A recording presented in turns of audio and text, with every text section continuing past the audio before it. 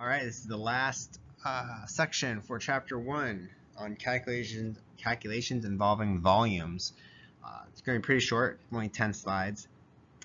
All right, so at room temperature and pressure, which is 1 atmosphere and 25 degrees Celsius, there's equal volume of gases that contain the same number of molecules. So basically, 1 mole of a substance will be 24 liters no matter what gas you have. It has to be gas because gases expand to its substance, but the amount of space they can take up is 24 liters or 24 decimeters cubed for 1 mole. So it's a conversion factor which we can use then to convert from liters to moles at RTP. There is an STP, which is standard temperature and pressure, and that's 1 atmosphere and 0 degrees Celsius.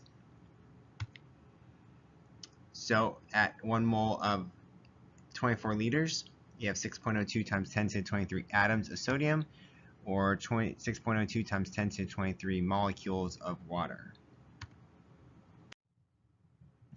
So for example, if we want to find the volume of 0.4 moles of nitrogen at RTP, you would convert moles to liters using the 24 liters per mole, or decimeters cubed.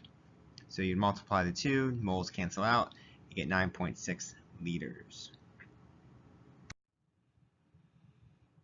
So if we have 120 centimeters cubed, or 120 milliliters of methane, same idea, you convert it to get to liters, then use the RTP to get to moles, and then use the molar mass of methane. So yes, we need to find the moles first. So 120 centimeters cubed is divided by 1,000 because that gets you liters.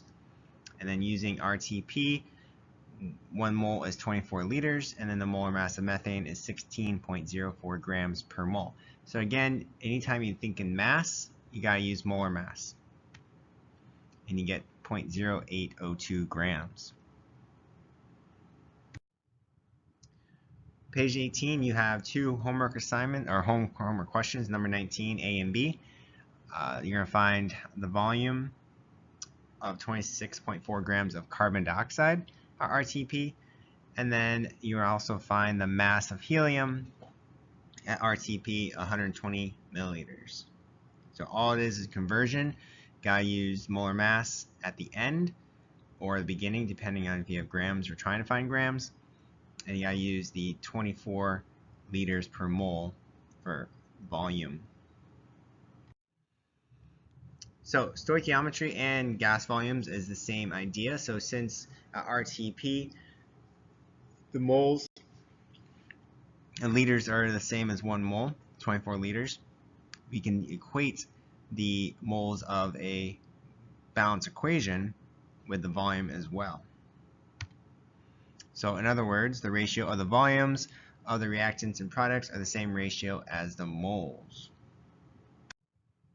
So for example, hydrogen plus oxygen makes water. There's twice as much hydrogen in the equation because of H2 or H2O. So you need twice as much volume. So the volume ratio is 2 to 1 and the mole ratio is 2 to 1.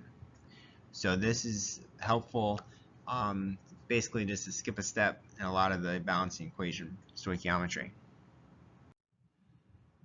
Alright, workout example number 24. Propane reacts with oxygen, 250 milliliters, and you make 150 milliliters of carbon dioxide.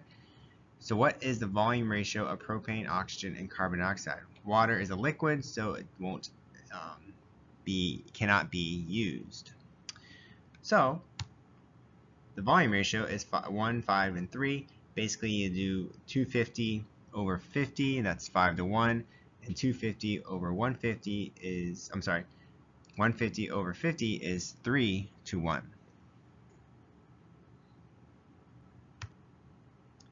So what is the mole ratio of propane, oxygen, and carbon dioxide? Would be the same. Congratulations.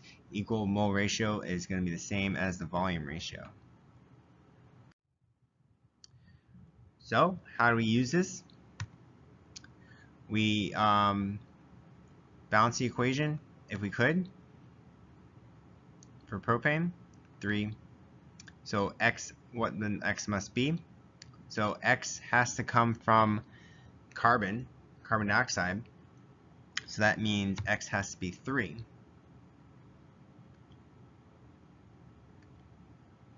So how many water molecules does that have to be?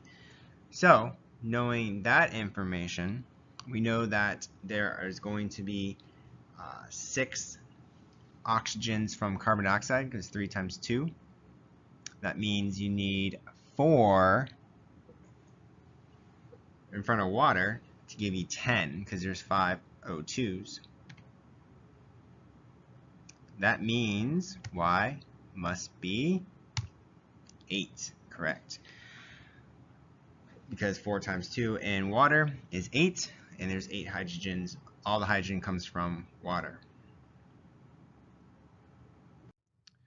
All right, last question is a homework question. Check up number 20 on page 19.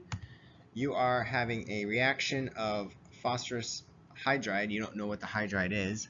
So you're trying to find the moles of H, and it reacts with 150 milliliters or centimeters cubed of chlorine gas, Cl2, and form liquid phosphorus trichloride. That's why there's no volume, because it's liquid. And it produces also 150 centimeters cubed of hydrogen chlorine gas. So A, we want to find how many moles of chlorine reacts with 1 mole of the hydride. So you got to do the mole ratio, volume ratio, which will also be the mole ratio in the reaction. Find the formula of that missing hydride. So you have to find out what N is for the H in PHM. And then C, from that information, you balance the reaction.